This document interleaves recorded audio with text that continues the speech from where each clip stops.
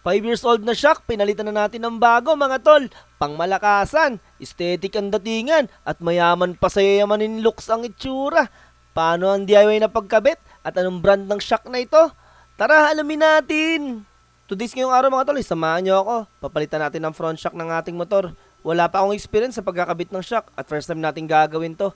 Kinalsuhan ko muna to bandang baba ng motor para madaling ma-manage yung front shock. Lagi na rin tayong gagamit ng karton para malinis at hindi malagyan ng buhangin ng mga piyesa. Na-ready ko na lahat ng mga tools na gagamitin natin mga tol. Ngayong araw din ay magsisimula tayo. Pag nag-guys tayo ng motor ay laging nakasort ang mga tools at piyesa upang hindi na magulo tingnan ang gawain natin at di naliligaw ang mga tools. Isa pa, para maganda tingnan at mapabilis yung trabaho natin. Pagtapos kong tanggalin mga tol yung ehe at gulong, sinunod ko na yung caliper.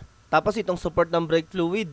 Gusto kong sabihin sa inyo, hindi ako mekaniko at nag-umpisa pa lang tayo mag-aaral sa bawat pyesa ng motor. Sumusubok tayo mga tol at sa tingin ko, wala namang masama doon. Wala pa tayong sapat na kaalaman sa ganitong larangan pero okay lang yan. Wala namang nag-umpisa sa marunong agad. Ang importante ay sumusubok tayo. Hindi naman natin malalaman kung magsasucess tayo sa isang bagay kung hindi natin susubukan. Ito na yung shock natin mga tol. Bali 5 years na to, hindi pa natin pinapalitan kasi 5 years na yung motor natin. So stock to, 3 beses na natin to napaayos. Nabakbak na nga yung mga pintura yo. Okay naman yung bounce na ito pero palitin na talaga. Gamit ang socket wrench mga tol, tatanggalin natin yung 4 na tornilyo. 2 sa kaliwa, 2 sa kanan. Tapusin nyo yung video mga tol dahil maglo-lowered tayo sa harap. At kung okay lang ba, isang tornilyo yung babalik natin dito. Hindi naman na ganong mahirap ang pagtanggal. Parang relasyon yung ang LDR na hindi rin nagtagal. Nag-request ka kasi ng damit ay tanggal. Kaya naman nawalan ka na ng minamahal. Ha, charot lang. So babay stock. Hello TRC na tayo. Gustuhan ko talagang shock na to mga tol dahil aesthetic at yayamanin look. Kahit mahirap tayo ay mag-itsurang mayaman man lang ang motor natin. Kaya naman ang laki ng ngiti ko dito. Pang forma, tas pang daily grind pa natin. Pang Mio Sporty or Pino nga pala tong shock na to. Na i-convert natin para sa Mio Soul i125. Inumpisahan ko na dito sa kaliwa, sunod sa kanan. Tapos salpak ng axle or ehe para malamang pantay. Di pa tapos pero na-excite na ako sa kakalabasan. Ito nga pala sinasabi ko na isa lang tornilyo ibabalik natin. Dahil nga pala nag-lowered tayo. Kung safe ba to, ay safe naman siguro dahil takbong drive safe lang ang takbo natin sa kalsada. Lagi tayong magmarahan mga tol. Dahil magkaibang sukat ng butas ng Mio Soul at ang Sporty. Ay magpapalit na rin tayo ng caliper at caliper bracket. Aftermarket nga pala yung nabili natin mga tol. Sana magkaroon ng available ang TRC para sa Mio Soul i125. Mayat maya binalik ko na rin front fender mga tol. Tapos tinornilyo ko na. Binalik ko na rin pala tong gulong natin. Naging problema ko dito yung axle. Mataba kasi yung shock. Ayan, nabitin tuloy yung ehe.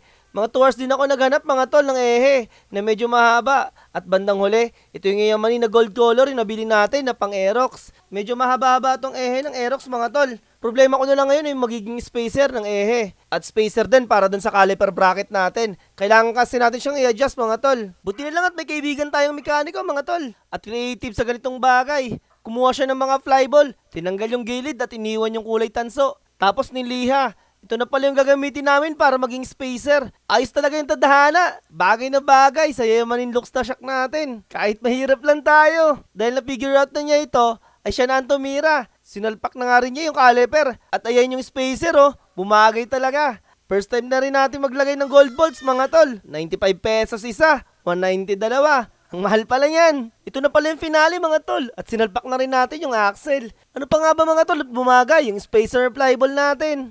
Itong yayamanin na axle ng Aerox mga tol ay double thread nga rin pala. Kaya dapat lagyan din natin ng spacer para pumantay tingnan. 15 nga pala tol yung size ng lock nut na itong axle. At ganito pala pag gold mga tol. Dapat daw lagyan ng tela o papel para hindi direct natatama at magasgasan agad. Salamat ng marami Boss Perkintero mapagmahal sa pagtulong sa akin dito sa ginagawa ko. Dahil di ako magaling dito ay malamang di ko ito matatapos kung wala ka. Ito na pala yung finished product natin mga tol. May nanalo na. Para sa akin mga tol, bumagay talaga. Para sa motor natin si Johead. Yayamanin looks na pwede pang daily. Pwede natin to gamitin pang araw-araw. Piling mayaman na naman tuloy tayo kahit mahirap lang. Walang biro mga tol. Hindi naman talaga ako fan ng mga ganitong setup. Yung mga tie look and yung yayamanin looks ay hindi ko talaga trip. Yung Malaysian DNA pwede pa, konting-konti lang. Pero di ko akalaing magugustuhan ko tong setup na to. Kayo mga tol, nagustuhan nyo rin ba? Anong setup or look ng motor ang trip nyo? Tara, itry na natin. Yun lang. Bye-bye.